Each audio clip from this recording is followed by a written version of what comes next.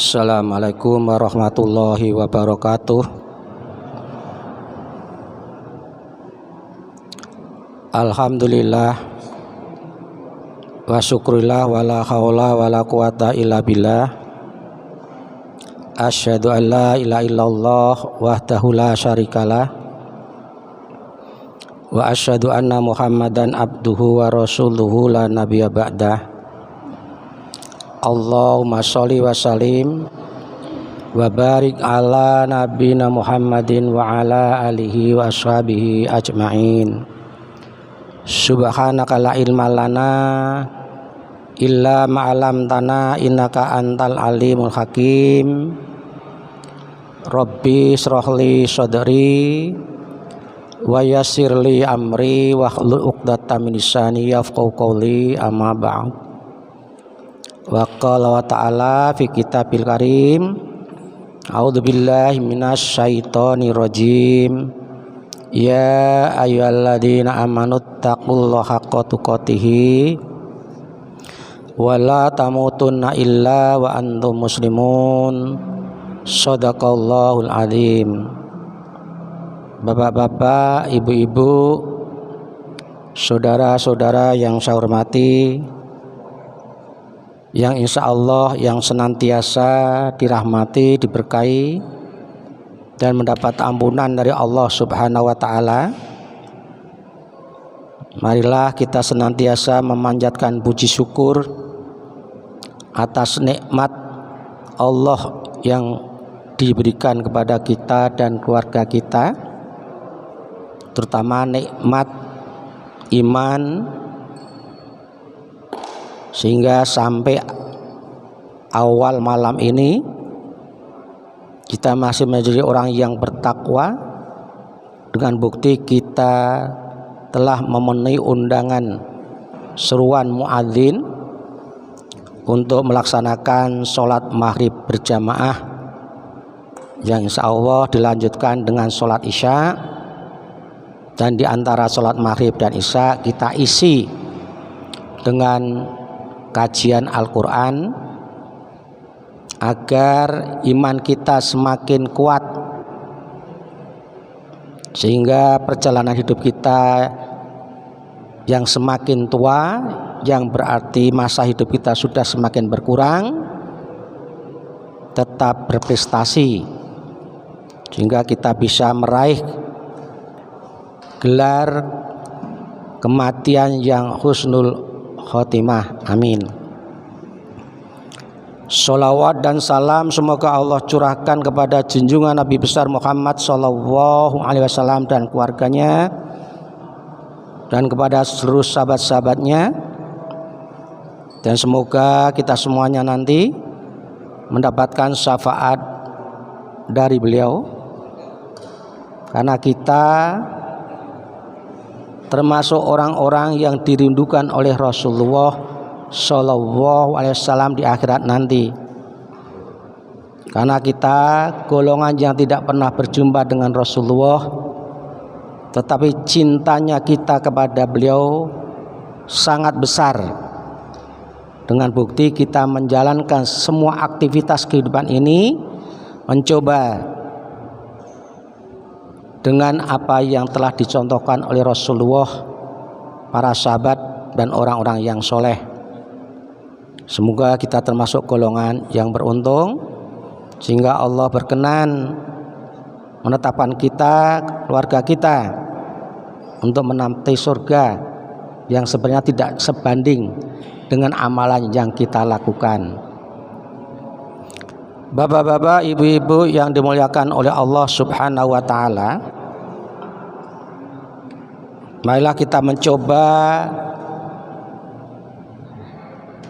melihat kembali, mempelajari kembali sejarah perjuangan Rasulullah Shallallahu alaihi wasallam di dalam menyebarkan agama tauhid, yaitu agama Islam, sehingga masuk ke wilayah negara kita Indonesia, dan termasuk negara yang paling besar penduduknya memeluk agama Islam termasuk kita. Ini yang patut kita syukuri. Padahal perjuangan Rasulullah di dalam berdakwah tidaklah mudah. Dimulai dari seorang diri, kemudian diikuti oleh istrinya Bunda Khadijah, Abu Bakar Siddiq, Ali bin Abi Thalib, Umar bin Khattab, dan beberapa sahabat yang lain. Ini semua tidak lain karena mereka istiqomah, yakin bahwa ajaran yang mereka bawa, ajaran yang mereka sampaikan untuk seluruh umat manusia adalah betul-betul dari Allah, mengandung suatu kebenaran. Dan nanti bisa kita buktikan kebenaran ayat-ayat itu dalam kehidupan periode setiap generasi manusia. Ternyata yang terjadi persis dengan apa yang terjadi pada masa Rasulullah dan apa yang tertulis dalam Al-Quran. Di dalam Al-Quran dinyatakan bahwa dalam surat At-Taubah ayat 107, ini yang perlu kita perhatikan supaya kita juga termasuk orang-orang yang berjuang, berjihad di jalan Allah, walaupun mungkin tidak harus berperang, tidak harus membunuh musuh atau dibunuh musuh, tetapi kita berjuang untuk membunuh kebatilan supaya tidak hidup kembali. Ini yang terpenting, karena kebatilan tidak akan pernah punah selama bumi ini masih ada. Begitu pula kebenaran, dan kedua kubu itu angka bertarung dengan sengit. Siapa yang kuat, itulah yang menang. Walaupun dalam Al-Quran dikatakan bahwa yang batil pasti akan lenyap, akan kalah, tetapi itu perlu diperjuangkan. Maka dari itu Allah mengingatkan kepada kita semuanya, kan itu terjadi juga pada masa Rasulullah sallallahu alaihi wasallam. A'udzubillahi minasyaitonirrajim. Walladzina takhadzu masjidan diraran wa kufran wa taqriqam bainal mu'minina wa isadan liman haraballahu wa rasulahu min qabl. Dan di antara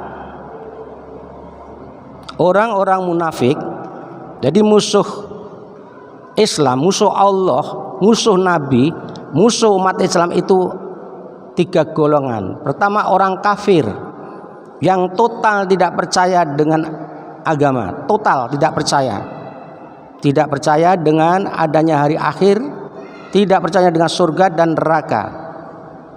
Jadi hidup adalah dunia saja. Kemudian orang musyrik masih percaya dengan Allah, percaya dengan malaikat, tetapi dalam menyembah mereka sudah menyimpang dari ajaran tauhid. Ini orang musyrik. Justru orang-orang ini dulu adalah dianut oleh termasuk kakek moyang Rasulullah sallallahu alaihi wasallam sendiri dan para paman-paman beliau. Dan orang munafik,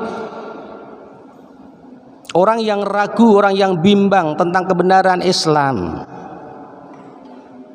Dan biasanya orang munafik itu orang-orang yang haus akan kedudukan, haus akan harta. Enggak, ketika mereka diajak untuk beriman, dia takut kedudukannya, hartanya akan hilang untuk berjihad di jalan Allah. Makanya pecah hatinya, ragu-ragu. Nah, di dalam Al-Quran dijelaskan bahwa yang paling berbahaya itu orang munafik. Apa sekarang ada? Mari kita nanti coba Quran ini, kita cocokkan dengan kenyataan hidup di negara kita, termasuk nyata di negara lain. bahwa di antara orang-orang munafik ada yang mendirikan masjid. Pada masa Rasulullah SAW ada sekelompok orang munafik yang dipimpin oleh Abdullah bin Ubay bin Syahul, yang dekat dengan Rasulullah, dekat dengan orang-orang Islam, tetapi hatinya sebenarnya tidak beriman. Mereka bermusuhan dengan Allah dan Rasulnya. Mendirikan masjid. Kalau sekarang kita lihat, ada enggak orang yang mendirikan pesantren tapi bukan untuk menyebarkan agama Islam, untuk mengajarkan Islam yang benar?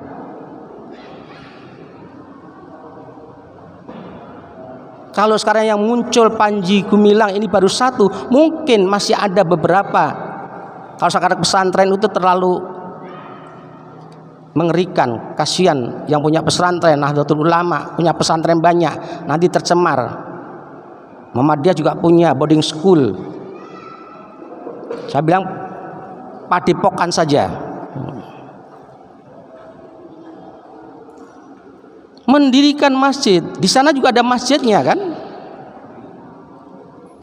Ini untuk tandingan. Kalau bertanding itu salah satunya mencari kemenangan. Manakah di antara masjid yang didirikan oleh orang-orang yang beriman dan orang-orang yang munafik itu yang menang? Dalam arti dalam menegakkan kebenaran dan kebatilan. Mereka sungguh-sungguh sama. Namanya bertanding, nggak ada yang nyantai-nyantai, bersungguh-sungguh ingin mengalahkan satu dengan yang lain. Jadi pada masa Nabi masih ada saja yang wahyu selalu diawasi oleh Allah, mereka berani untuk menciptakan masjid sebagai tandingan, yaitu masjid Diror, agar kalian tuh menjadi orang kafir. Punya tujuan. Sama Panji Gumilang mendirikan padepokan punya tujuan. Dia mengatakan, saya bukan Hindu, saya bukan Kristen, saya bukan Islam, saya komunis. Saya melihat videonya 2 kali dalam gambar yang berbeda, artinya ceramah yang berbeda tempatnya. Dia mengatakan terus terang, saya adalah orang komunis. Bagaimana kalau orang komunis itu mendirikan pesantren? Bukan untuk menjadi orang-orang Islam yang soleh, solihah, yang bisa dibanggakan, diharapkan oleh bangsa dan negara, untuk mengelola negeri ini yang merupakan anugerah Allah yang paling tinggi, justru akan untuk menghancurkan. Tidak hanya umat Islam saja yang akan dirugikan nanti dengan perilaku dia, dengan idealisme dia, dengan ideologi yang dia yakini. Negeri akan dihancurkan pelan tapi pasti. Sama pada masa Rasulullah SAW, mereka mendirikan masjid untuk mengkafirkan, bukan untuk menjadikan iman. Justru kafir.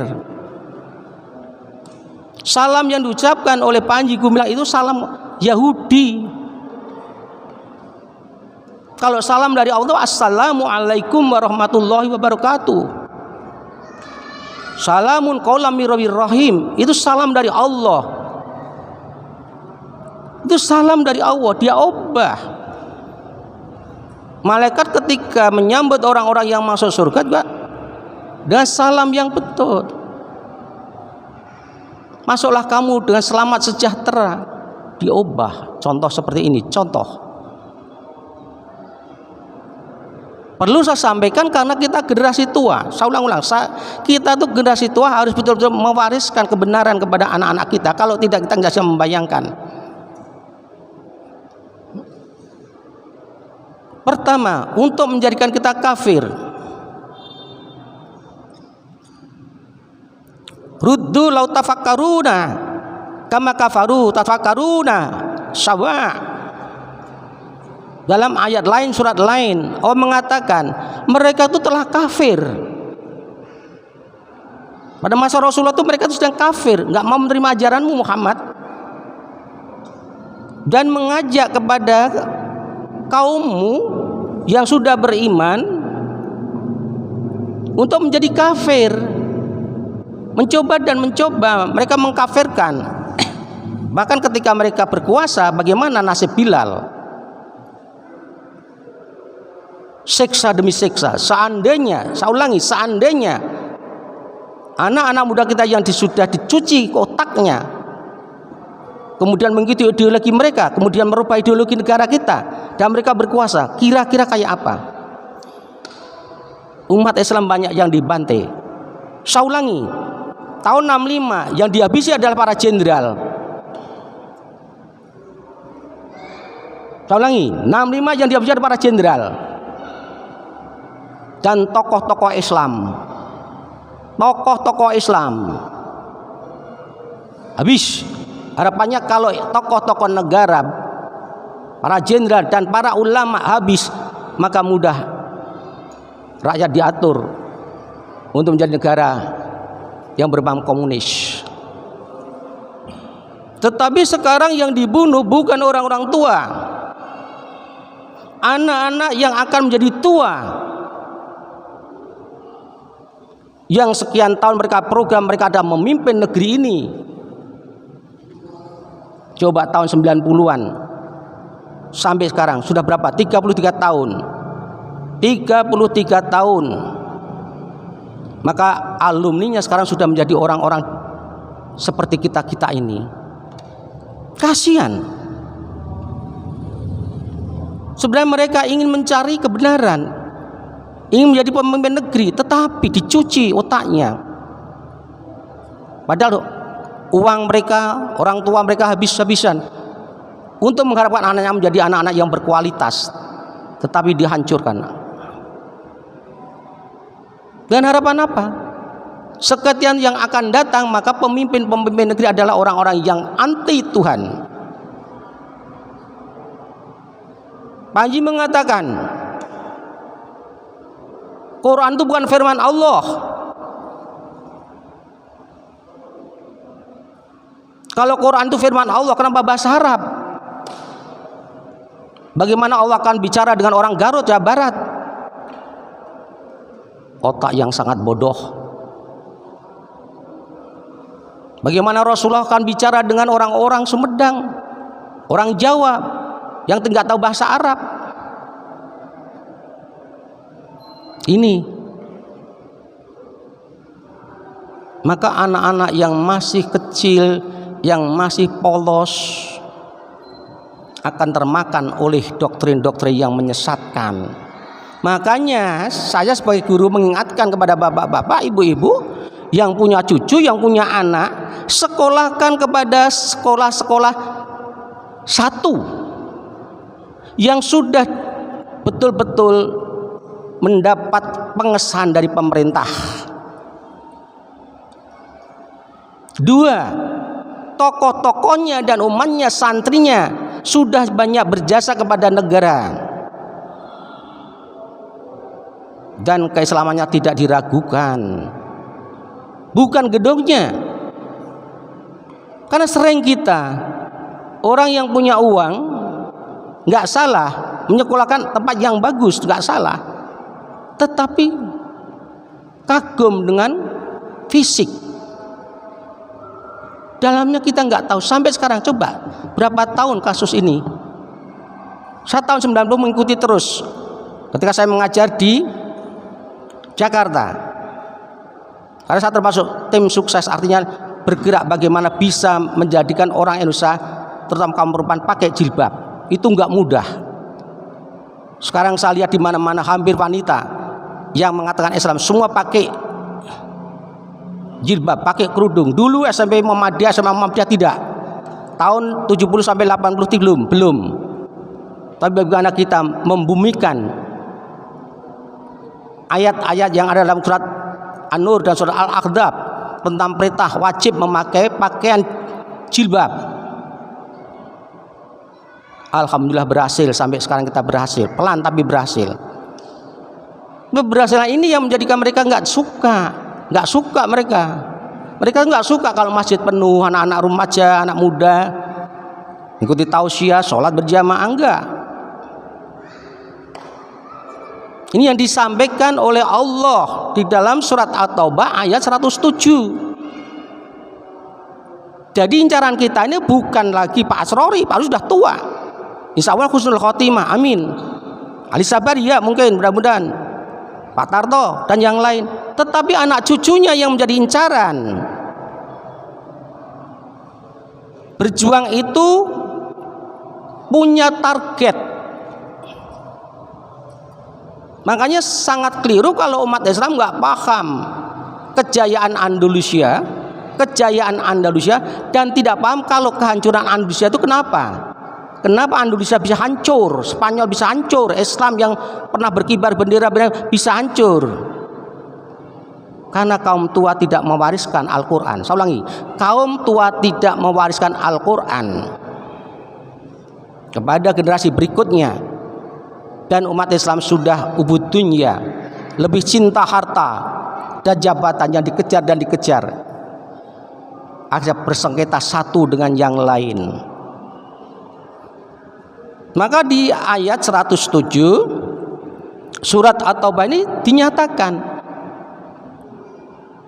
tindakan-tindakan orang munafik itu mendirikan masjid, mendirikan mungkin pondok pesantren, mungkin sekolah, mungkin lembaga-lembaga lain, apa? Untuk memecah belah. Untuk memecah belah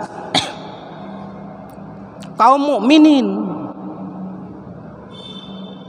Karena sulit memecah umat Islam, sulit. Apa? Umat Islam itu kalau sholat rapat, sulit dipecah. Hatinya satu dengan yang lain itu menyatu. Apa? Assalamualaikum warahmatullahi wabarakatuh. Maka diubah oleh Panji Gumilang bagaimana salam yang benar menurut mereka, menurut dia. Maka diambil salam yang lain. Jangan dianggap sepele ucapan salam itu, merapatkan hati setiap muslim yang memahami ucapan salam itu. Takbir semua takbir, rukuk semua rukuk, sujud semua sujud. Subhanallah, betapa indahnya ajaran Islam yang maknanya supaya kita tidak bisa terpecah belah. Maka orang-orang munafik mendirikan masjid tandingan supaya orang-orang yang masuk ke masjid itu ibadahnya sudah berbeda dengan yang diajarkan oleh Rasulullah Shallallahu Alaihi Wasallam. Ini maka monggo buka mata, buka telinga, buka mata hati. Tidak cukup orang Islam itu hanya sholat, tapi punya tanggung jawab berat, yaitu mewariskan Islam yang benar. Saya ulangi, Islam yang benar menurut Allah dan Rasulnya, menurut Quran dan Sunnah Rasul. Itu yang perlu kita wariskan. Dan tidak mudah. Tidak mudah. Sampai dijelaskan dalam ayat itu,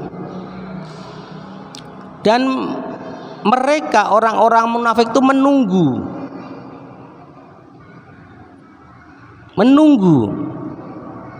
orang-orang yang memuji Allah dan Rasulnya sejak dahulu.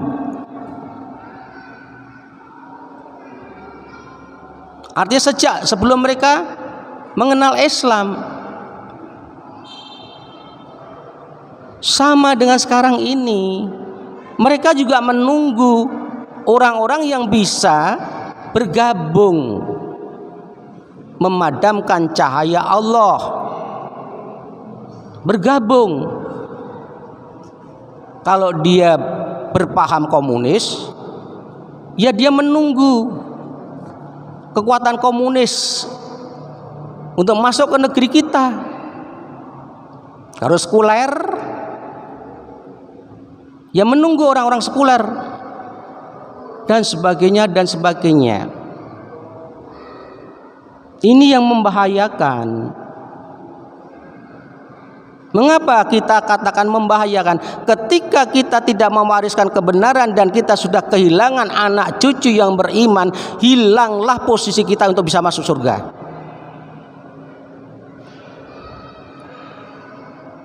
Karena kita masih punya tanggung jawab di akhirat nanti. Kenapa anakmu, kenapa menantu-menantumu, kenapa cucu-cucumu tidak beriman kepada Allah? Maka ketika jawabannya kami lupa mengkader, kami lupa membina mereka untuk beriman kepadamu ya Allah, maka gugur seseorang untuk masuk surga. Rugi besar. Rugi besar, lebih besar ruginya daripada kehilangan uang 1 triliun waktu di dunia. Karena di sana tidak ada tebusan dosa, nggak ada tebusan dosa. Tetapi sebaliknya, ketika seorang yang beriman mampu menjadikan anak-anaknya pelanjut perjuangan Rasulullah, maka beruntungnya. Karena apa? Pahalanya mengalir terus. Maka dikatakan oleh Nabi Isa, siapakah yang akan menjadi penolong-penolong agama Allah? Bukan politik. Ingat, Islam kalau sudah dipolitisir, pecah. Karena untuk kepentingan kursi, kedudukan, jabatan sementara. Maka Nabi Isa bertanya, siapakah yang akan menjadi penolong-penolong agama Allah? Siapakah yang akan menjadi tim sukses agama Allah? Maka waktu itu anak-anak muda. Saya ulangi, anak-anak muda. Kamilah penolong-penolong agama Allah. Kami dengan tegas, walaupun umat Nabi Isa nggak sampai berperang, tetapi untuk melanjutkan ajaran tauhidnya yang kemudian disambut oleh Rasulullah Sallallahu Alaihi Wasallam. La ilaha illallah, tiada Tuhan selain Allah. Dan waktu itu diproklamirkan oleh Muhammad Rasulullah, siapakah yang mau ikut Islam? Hanya satu, Abu Bakar Siddiq. Yang lain menolak waktu itu. Baru diikuti oleh anak muda Ali bin Abi Thalib. Maka dari itu bapak-bapak, ibu-ibu, saudaraku yang seiman, ajak anak-anak muda untuk mengenal Islam dengan benar. Jangan ragu-ragu. Masukkan mereka ke Muhammadiyah, SMP Muhammadiyah, SMA Muhammadiyah, sampai ke perguruan Muhammadiyah. Jangan takut dengan ongkos. Jangan, Allah yang akan mengganti. Ketika kita berniat akan menyuruhkan anak untuk menjadi tentara penegak agama Allah, maka Allah akan menyiapkan segalanya. Itu janji Allah. Allah tuh kaya. Sering kita berhitung, wah kalau sekolah Muhammadiyah bayarnya bagaimana dan bagaimana. Atau boleh sekolah negeri silahkan. Tetapi jangan lupa, kehidupan Islami yang sudah kita lakukan setiap hari, itulah yang perlu kita pesantrenkan. Artinya kita biasakan, kita budayakan. Sebab pesantren gak akan muat kalau semua masuk pesantren. Dan kalau semua masuk pesantren, bagaimana siapa yang menangani tentang teknologi, ekonomi, budaya, politik, dan sebagainya? Ini yang juga kita persiapkan. Karena Rasul mengatakan, siapkanlah kuda-kudamu untuk menghadapi musuh-musuh, menggetarkan hati musuh-musuhmu. Siapkan gitu. Yang muda-muda, tengok cucu kita sholat sudah belum. Mulai dari awal, dari kecil, kenalkan. Tapi jangan dimarahi. Nak, nek sholat itu menghadap Allah, tolong jangan bicara dulu, coba 5 menit saja nak. Melalui proses insya Allah itu diperlukan dalam perjuangan. Maka dari itu, untuk memperkuat melawan kebatilan, Allah memerintahkan, wal takum minkum ummatun yad'una ilal khair wa ya'muruna bil ma'ruf wa yanhauna 'anil munkar. Kiai Haji Ahmad Dahlan sendirian. Saya ulangi, Kiai Haji Ahmad Dahlan ketika menegakkan mendirikan organisasi Muhammadiyah, membetulkan kiblat hidup bangsa Indonesia untuk menuju kepada Allah, akidah yang benar, pertama sendirian, baru ada pengikutnya beberapa, nggak banyak. Dimulai dari awal, tapi keberanian, keyakinan atas kebenaran itu. Sekarang di mana saya tanya, tidak ada sekolah PAUD, TK, SD, SMP dan sebagainya yang tidak berlabel Muhammadiyah. Mana? Maaf, kita tidak membanggakan, tapi kita bersyukur. Kita termasuk orang yang andil dalam menegakkan amar ma'ruf nahi mungkar. Wal takum minkum ummatun yad'una ilal khair wa ya'muruna bil ma'ruf wa yanhauna 'anil munkar. Ikutlah kamu dalam satu golongan kelompok yang mengajak yang ma'ruf, mengajak yang baik-baik, dan mencegah yang mungkar, yang salah betulkan. Maka saya mohon doakan seluruh alumni yang dari Zaitun ditunjukkan oleh Allah ke jalan yang benar. Mereka adalah saudara kita. Mereka korban saja. Mereka korban mereka. Korban dari permainan orang-orang yang kotor, yang keji otaknya, keji hatinya. Doakan. Jangan diasingkan. Kasihan saya melihat tuh Pak, kasihan. Karena orang itu kalau sudah salah, hukuman masyarakat itu lebih kejam daripada hukum negara atau hukum yang lain. Maka bimbing mereka. Jangan dibubarkan, tetapi dibina supaya mereka kembali kepada jalan yang lurus. Karena Allah mengatakan, "Qul ya ibadiyalladzina asrafu 'ala anfusihim la taqnatu min rahmatillah." Wahai hamba-hambaku yang telah melampaui batas, janganlah kamu putus asa dari rahmat Allah. Allah akan mengampuni segala dosa-dosamu. Mudah-mudahan kesalahan mereka akan diampuni, termasuk orang tua mereka. Mudah-mudahan diberikan kesadaran bahwa mereka telah salah menempatkan anaknya, walaupun awalnya adalah berniat yang baik. Dan tugas umat Islam adalah merangkul mereka ke jalan yang benar, sehingga bersama-sama dengan kita nantinya bisa menjadi apa? Umat yang tadi mengajak amar ma'ruf nahi munkar, bukan sebaliknya. Al munafiquna wal munafiqatu ba'dhum min ba'din ya'muruna bil munkar wa yanhauna 'anil ma'ruf.